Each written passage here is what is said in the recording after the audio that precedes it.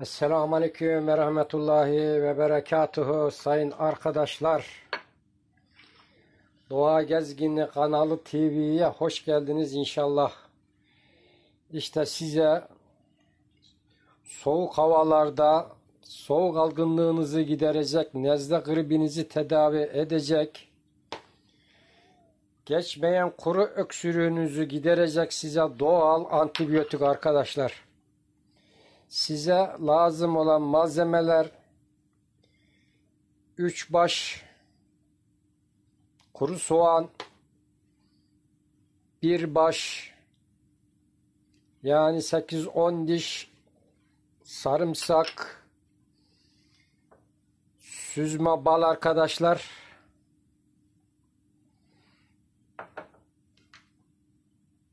ve üzüm pekmezi, zencefil ve zerdeçal. İsteyen de karabiber katabilir arkadaşlar. Bunlar sizin soğuk algınlıklarınızı, kuru öksürüğünüzü, nezlenizi, gribinizi, hatta hastalanmadan bunu yaparsanız hastalanmazsınız arkadaşlar. Şimdi soğanlarımı ince ince doğrayacağım. Sarımsaklarımı ince ince doğrayacağım. Ve size doğal antibiyotik, çocuklarınıza bol bol içirin arkadaşlar. Hem kan yapar, zihni açılır, kolay kolay hastalanmaz. Eğer soğuk aldı ise, grip oldu ise, Allah'ın izniyle yatağa düşmeden, okulundan kalmadan, işinden gücünden kalmadan size evinizdeki bir doktor tedavi edici özelliği tavsiye ediyorum. Benim kızım 23-25 yaşlarındayken arkadaşlar geçmeyen kuru öksürüğü vardı. Ve bundan yaptım 3 gün içinde 1 aydır öksüren kız Allah'ın izniyle öksürükten kurtuldu. Boğaz yanmanıza iyi gelecek. Mide üşütmenize iyi gelecek. Arkadaşlar zaten sarımsağın ve soğanın doğal antibiyotik olduğunu herkes biliyor.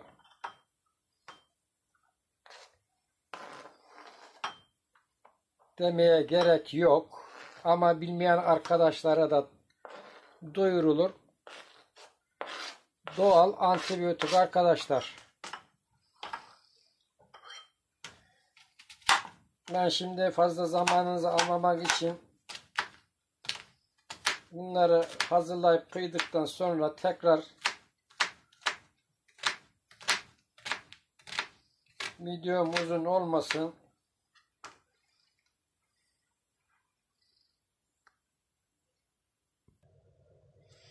Arkadaşlar tekrar merhaba.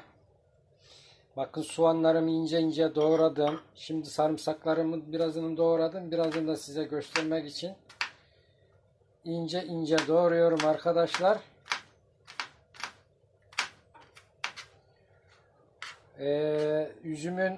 Üzüm pekmezinin faydalarını da biliyorsunuz arkadaşlar. Üşüyen vücudu ısındırır, enerji verir. Balın faydasını biliyorsunuz. Antioksidandır. Vücuda enerji verir, kan yapıcıdır. Üşütmelere iyi gelir. 1001 çeşit çiçekten şifa vardır. Sarımsak antibiyotiktir. Soğan antibiyotiktir arkadaşlar. Zerdeçal ise vücudu, kurkumin diye bir madde vardır içerisinde. Bakın karıştırıyorum soğanla beraber.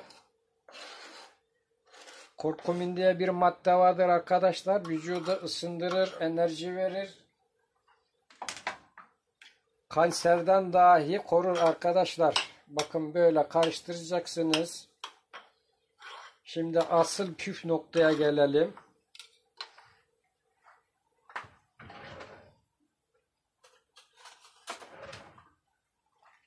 Bir kaşık zencefil arkadaşlar, çorba kaşığıyla üzerine ekiyorsunuz. Biraz daha ekeceğim. Yarım kaşıktan biraz daha az zerdeçal arkadaşlar. Bu biraz fazla boyar. Bundan kök boya da yaparlar. Tadını da fazla değiştirmesin diye zerdeçalı az koydum. Arkadaşlar şimdi bu karıştıracaksınız. Soğanlar ve sarımsakların suyu sulanacak. Kavanozda birikecek. Tatlandırmak için üzerine 2 kaşık bal, 3-5 kaşık da pekmez koyacağım.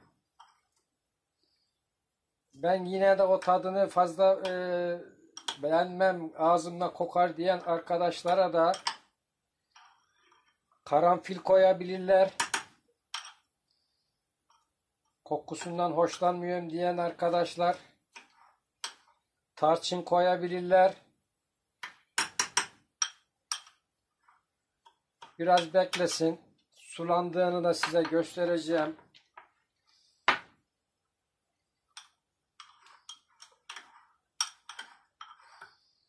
Ve şöyle bir arkadaşlar kahverengi saydam veya ışıktan koruyacağınız bir şişe de lazım size. Herhangi bir şişe de olabilir. Buzdolabınızda her gün arkadaşlar sabah akşam birer çorba kaşığı kendiniz için çocuklarınıza verin, ailenize verin.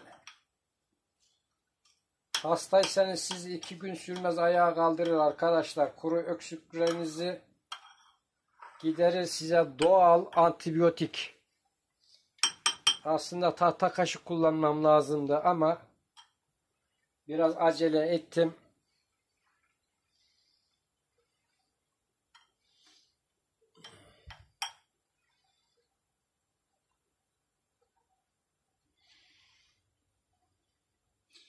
Bakın arkadaşlar, ben karanfil koymayacaktım ama siz göresiniz diye içine atıyorum. Hatta bunu dövüp toz halinde getirebilirsiniz. 3-5 saat, 2 saat soğanla sarımsağın suyu çıkması için beklemek lazım. Sulanması lazım.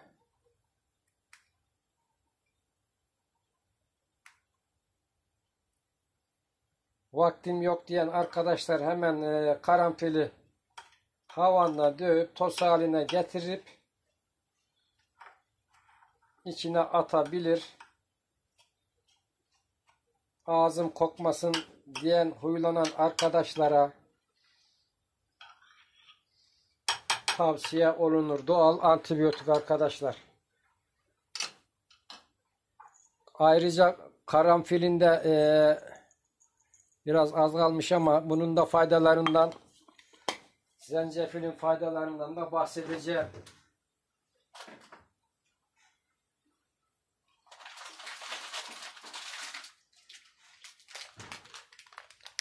Bakın arkadaşlar, kabuk tarçın da koyabilirsiniz. Ben fazla tadını değiştirmek istemiyorum. Çünkü ne kadar doğal olursa soğan, sarımsak başlı başına antibiyotik.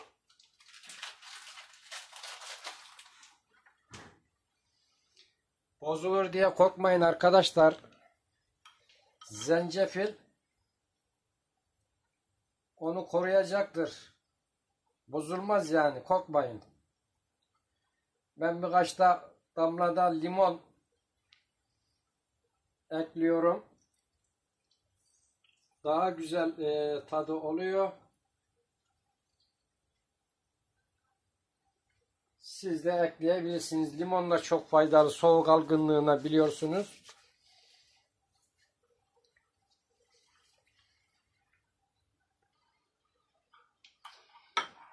Şimdi bir kaşık bal attım arkadaşlar. İkinci kaşığı atıyorum. Süzme bal. Hakiki ballardan bulursanız arkadaşlar, çiçek balı, çam balı, kestane balı, güvendiğiniz balcılardan, arıcılarınızdan, kendi yetiştirdiğiniz ballarda daha iyi olur. Biliyorsunuz balda da çok hileler dönüyor. Allah hilekarların şerrinden muhafaza eylesin. Şimdi arkadaşlar pekmezimi koyacağım. Tercih size bağlı. Ben 3'er kaşık ilave edeceğim. Az geliyor diyen arkadaşlar 4-5 kaşık ilave edebilir.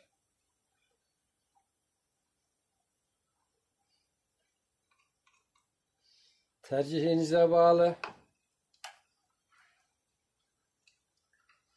Balgam söktürücü, enfeksiyon giderici, doğal antibiyotik arkadaşlar. Şimdi soğanın ve sarımsağın, zencefilin, zerdeçalın, balın ve pekmezin birbirine karışıp soğanın ve sarımsağın pekmeze ve zerdeçala suyunun çıkmasını 2 saat kadar bekleyeceğim arkadaşlar.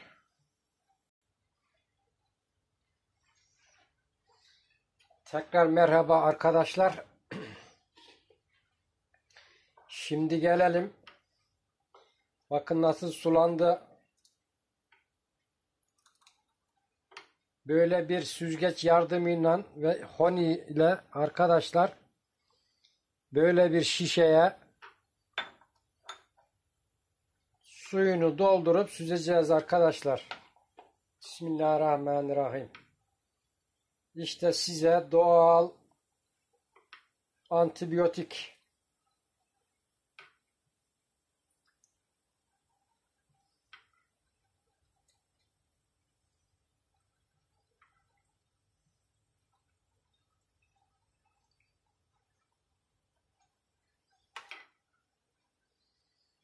Zencefilli, zerdeçallı, üzüm pekmezi, ballı, soğanlı, sarımsaklı, tarçınlı,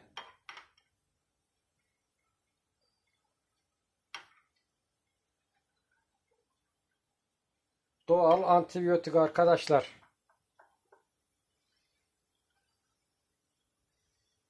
Görüyor musunuz rengini?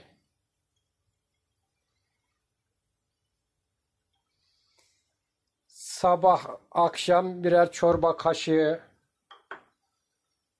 çocuklarınıza birer tatlı kaşığı arkadaşlar.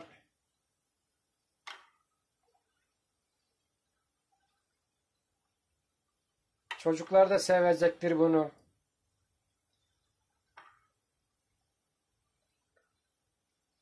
Sentetik antibiyotiklerin biliyorsunuz artık vücutlarımızda bağışıklık sistemini çökertti arkadaşlar. Fayda yerine zarar görüyoruz. Size tavsiyem, herkesin evinde soğan, sarımsak, pekmez, bal şifa kaynağı arkadaşlar.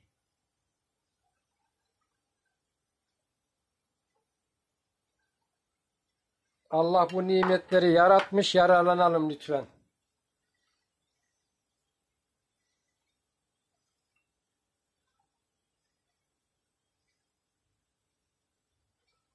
Hatta şöyle bir sıkabilirsiniz. Çünkü şeyden dolayı zerdeçal ve zencefil süzgeci tıkıyor arkadaşlar. Süzülmesi biraz geç.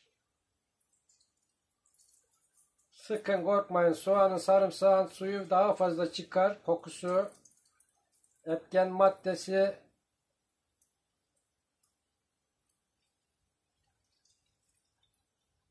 daha yaraşlı olur.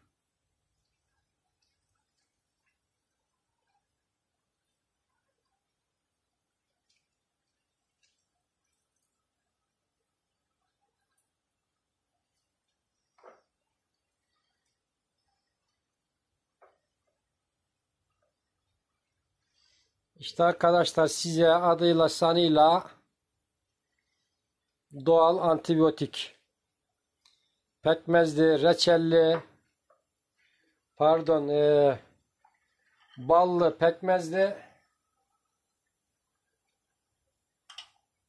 zerdeçal ve zencefilli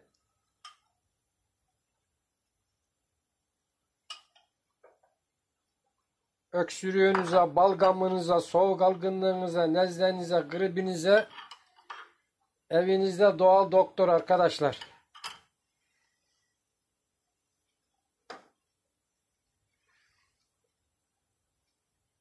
Bakın nasıl ağır ağır ağır süzülüyor.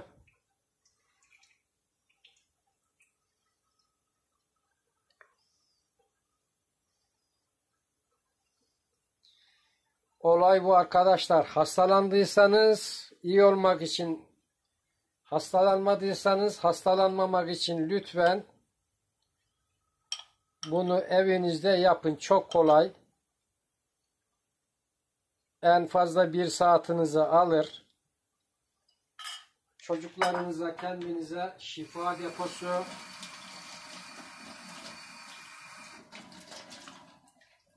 Allah herkese acil şifalar versin.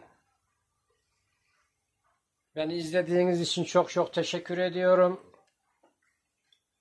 Bir dahaki videolarımda görüşmek üzere. Hoşça kalın, sağ olun, var olun.